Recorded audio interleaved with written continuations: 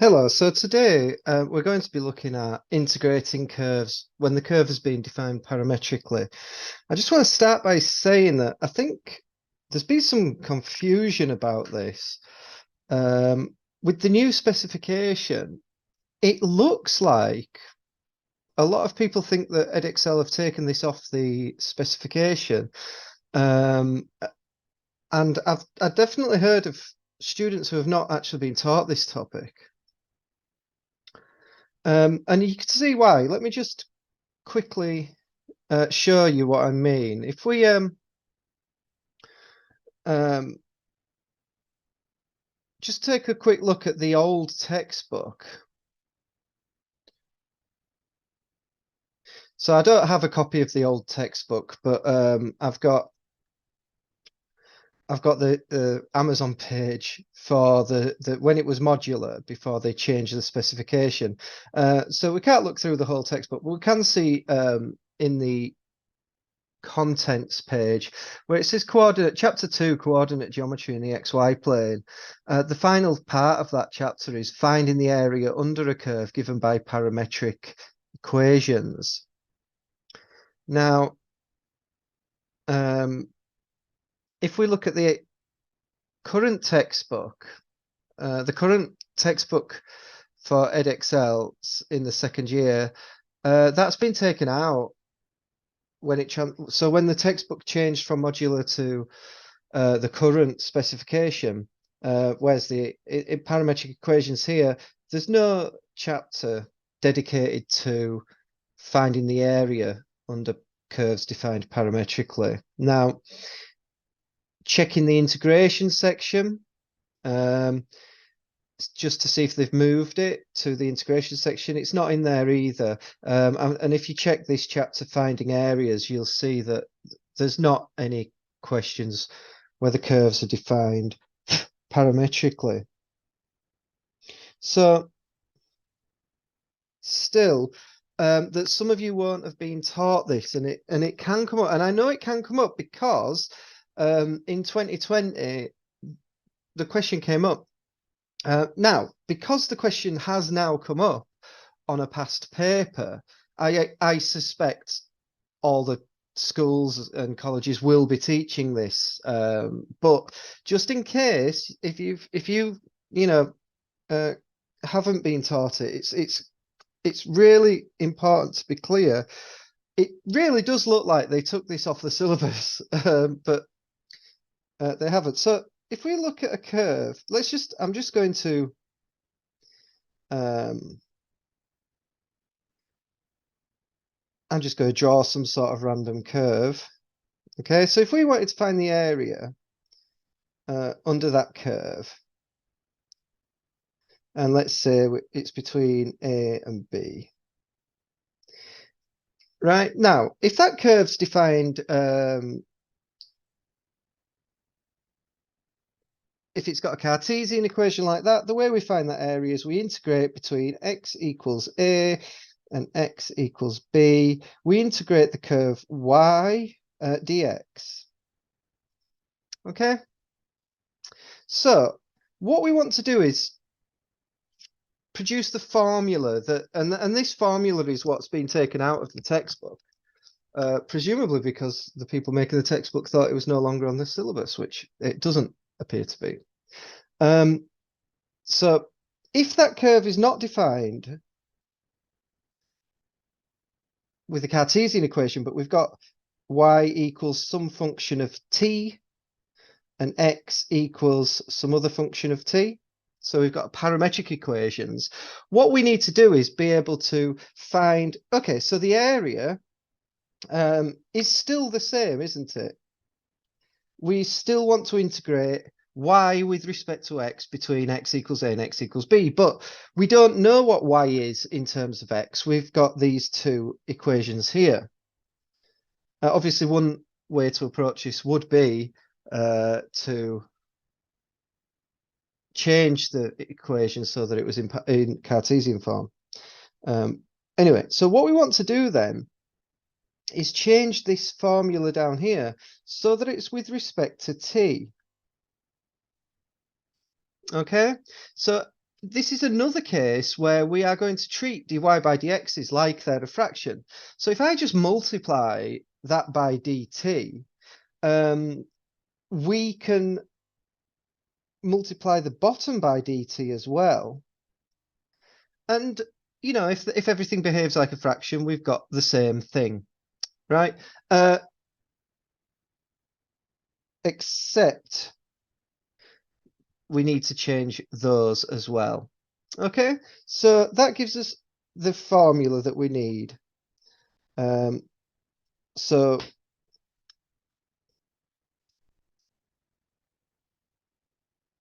we now integrate between the t values at those 2 points where x equals a and x equals b, and we integrate y dx by dt dt.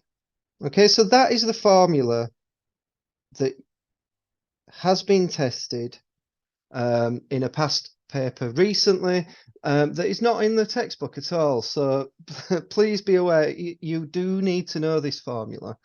And hopefully, as you've seen me just produce it, you can figure it out pretty quickly from the information. So let's go on to look at that question. So this was from October 2020 on the Pure 2 paper. Let's just rub out my title there. I'm going to just answer it at the side here. So you can see we've been given a curve with parametric equations, and it says show that the area is given by this.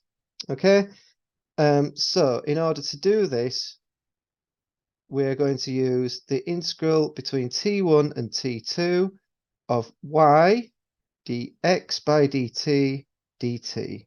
So that's the formula we are going to use.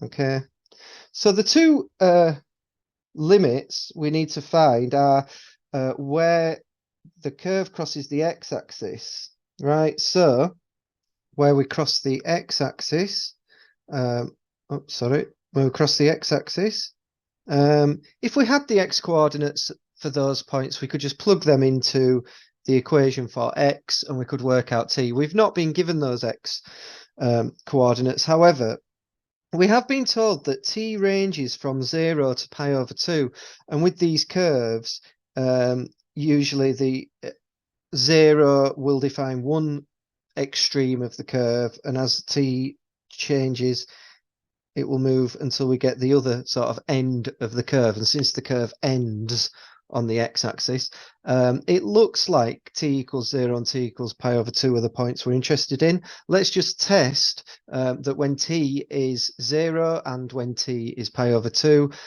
we do cross the x-axis. So when t equals 0, y equals 5 sine of 0, which is 0. So that means the y coordinate is 0, so it crosses the x-axis. And when t equals pi over 2, y equals 5 sine 2 times pi over 2 is pi, which again is 0. Okay, so that confirms that t equals 0 and t equals pi over 2 are the 2 points where we cross the x-axis. The other thing we need for this is dx by dt. Now, we know that x equals 6 sine t, so dx by dt will be 6 cos t. Putting all that into the formula, we get the integral from 0 to pi over 2 times y, which is 5 sine 2t, dx by dt, which is 6 cos t dt. And now let's look at what we're trying to show. We've got to now continue to work with this until we get sine t cos squared t. Now, what's the difference between what we've got and what they've got? Well, I've got a 2t in one of my products, so we need to change that. So we're going to use the identity sine 2t equals 2 sine t cos t, which means that is equal to 0 pi over 2 5 times 2 sine t cos t times 6 cos t dt. which is the integral from 0 to pi over 2. We've got 5 times 2 times 6, which is 60. And there we've got sine t times cos t, which is sine t cos squared t dt. And that is the integral that they asked us to look at. So that's part AI, which is the part I wanted to show you. I will go on and answer the rest of the question, but it's that is really the heart of this video, just showing you that formula. So feel free to stop watching now, but if you want to watch the rest of the video, continue watching and I will answer part 2 in a second. Part 2, we are doing the integral from 0 to pi over 2 of 60 sine t. I'm going to write cos squared t as cos t squared dt. Okay. When doing calculus with cos squared and sine squared, it's often good to remind yourself that cos squared is actually cos t all squared. Now, we could start trying to think of trig identities to use here, but if you remember the first video I did on integration, if you've not looked at that, I urge you to check it out. We looked at the sorts of functions where you can do integration by inspection. Now, this is just one of those types. We have got a bracket with a power, which is, a function of a function. But the thing inside the bracket is not linear, but it is being multiplied by the derivative of what's in the bracket at the front. So we can just integrate this by inspection. Meaning we can just treat it as if we've just got an x squared there. So we add 1 to the power, divide by the new power. Now, the only issue is that the thing that was being multiplied in front wasn't exactly equal to the derivative of what's inside the bracket, because what's inside the bracket is, when you differentiate that, you get minus sine t. So we're going to have to deal with that minus, and the 60 is just still there as well. So we're going to get a minus 60. I'm just plugging my headphones in here. So we've still got minus 60 in the front there, which obviously cancels down to minus 20 cos cubed t between t equals 0 and pi over 2, which is minus 20. Now, cos of pi over 2 is cos of 90, which is 0. And we are subtracting minus 20 times cos of 0 cubed, which is just 1. So that all becomes 20. Now, for the next part of the curve is used to model the profile of a small dam shown in that figure. Using the model and given that x and y are in meters, the vertical wall is 4.2 meters high. There's a horizontal walkway of width mn along the top of the dam. Calculate the width of the walkway. So that means mn. We're being asked to calculate the width of this length across here. So how do we work out the width of that walkway? We need to find the coordinates of m and n, don't we?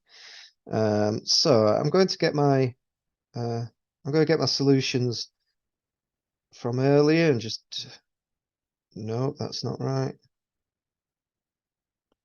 No, my solutions from earlier connected to the question, so never mind. Okay. So we're just going to have to answer these underneath. Okay. So what's going on at M and N? Well, what we know about both of those points is that they will be X with a height, and the Y coordinate is 4.2.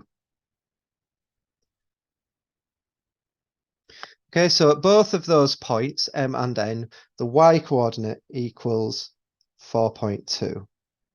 We want the X coordinates at those points. So if we plug Y equals 4.2 into the original parametric equation, actually, let's grab those and just bring them down here so I don't have to keep scrolling up. So when Y equals 4.2, that means 4.2 equals 5 sine 2t. So sine 2t equals, okay, so these are not going to be exact values, so I'm going to use the calculator here. So we've got 4.2 over 5 is okay, 0.84. So 2t is, I'm just using my phone, so shift sine 0.84, and we're in degrees there, so I need to change to radians. Sine 0.84 is 0.997. Now, we know that t is between 0 and 2, pi over 2. That means 2t will be between 0 and pi. So when you solve an equation in sine, the principal result that the calculator gives you is that. To find the other one, you do 180 minus it, or if in this case we're in radians, so we do pi minus the answer. And that clearly will be in the range 0 to pi. So 2t equals 0.997, or pi minus 0.997. Okay, so those are the two values for 2t. So t will equal, so those are the two values of t. We now need to find the values of x at those values of t. So x will equal 6 sine 0.5, and x will equal 6 sine 1.07. I've rounded these a bit too early, so I'm just going to go back and I'm going to use a fuller version. I'm not going to stick to these 3 decimal places, because with rounding that early, it's a lot easier on a normal. I'm using my phone, but it's harder to keep the full answer. 2.869. Okay, and now I'm going to put the other value in, but I'm not. Just let me reiterate, I'm not using the rounded figure that I wrote down there. I'm going to use the full expansion. I get 5.269.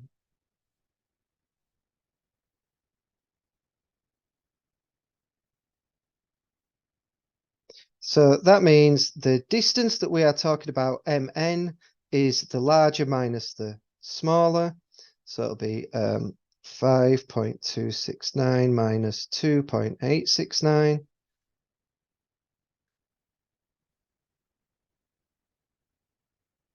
And that is 2.4.